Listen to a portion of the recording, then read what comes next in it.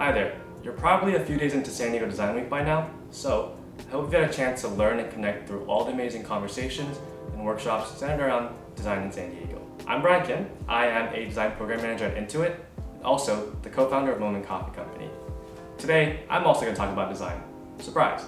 But design not as a job, but really a perspective. Perspective that you can actually apply to the everyday norms of life.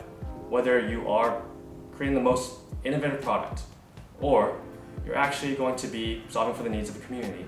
But in my case, it's really simply just brewing a good cup of coffee. Within coffee in itself is actually pretty simple. It's black, it's hot, and it keeps you awake. But when you actually go to brew it, it gets a little bit complex. You really gotta do your research. Research as in what your palate likes, which AKA is what you like in coffee. So, there's this coffee, there's this coffee, there's this coffee, and this, and a lot more. You gotta choose what you really like. Second, you have to choose the method of brewing. There is an automatic coffee machine, there's an espresso, super convenient, or there's something that's a manual pour over method, which something looks like this. And there's a lot more in terms of variety. But you narrow down as you go, you tinker, you experiment, and figure out what you really, really like. Once you've gone from broad to narrow, you get into the brewing phase. Let me take you there right now.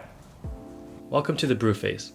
I'm going to walk you through creating your coffee using a Hario V60, an Acaia scale, and a fellow gooseneck kettle. Go ahead and grab some beans. We're going to go ahead and weigh out 22 grams of coffee. Once you've weighed out 22 grams of coffee, it's off to the grinder to have it ground.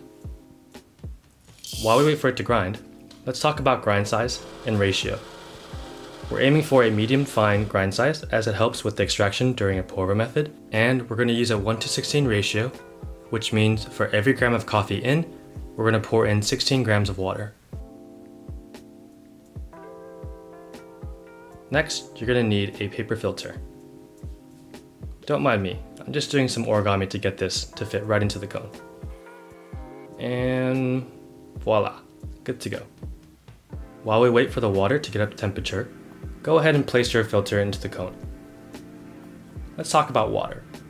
Water can really affect the way your coffee tastes, so we like to use purified water and aim for a temperature of 200 degrees Fahrenheit. It's good to keep your water around 195 to 205 degrees Fahrenheit. Once your water's up to temperature, go ahead and pour it into your cone. We want to make sure that all of the filter gets wet so it sticks to the sides of the cone, and really you're trying to get all of that nasty paper taste out. Once that's done, go ahead and swirl your carafe to make sure it's all warm and dispose of the water.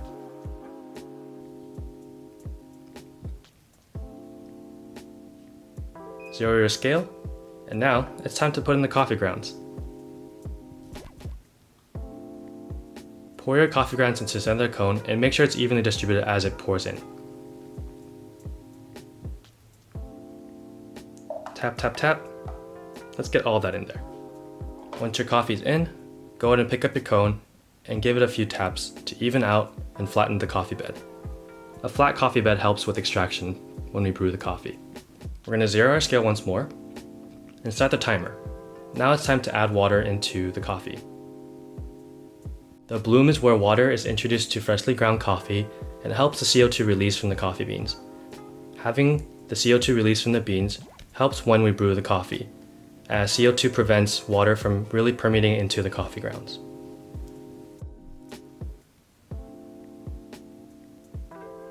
At 45 seconds, we're going to start the second phase. The second phase is where most of the brewing actually happens. Moving from inside to out in concentric circles, and we're going to evenly distribute the water all across the coffee. I can do this all day, but let's fast forward.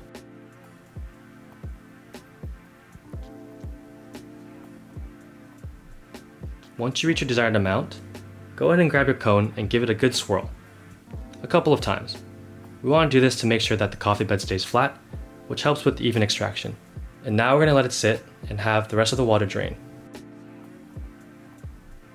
Once the water's all drained, go ahead and dispose of the filter and set aside your cone. At this point, the coffee is pretty much good to go. Go ahead and swirl your carafe a few times to make sure that denser parts of the coffee mix back in. And now I just need a cup. Let's go ahead and pour all this coffee into the cup.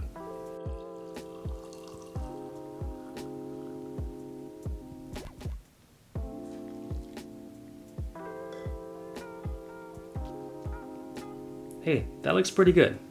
This is just one of many different ways to brew your coffee. I hope that the next time you brew your coffee, you take a design-centered approach, experiment, and try to come up with your best cup of coffee. Thanks for joining us, and I hope you enjoy the rest of San Diego Design Week.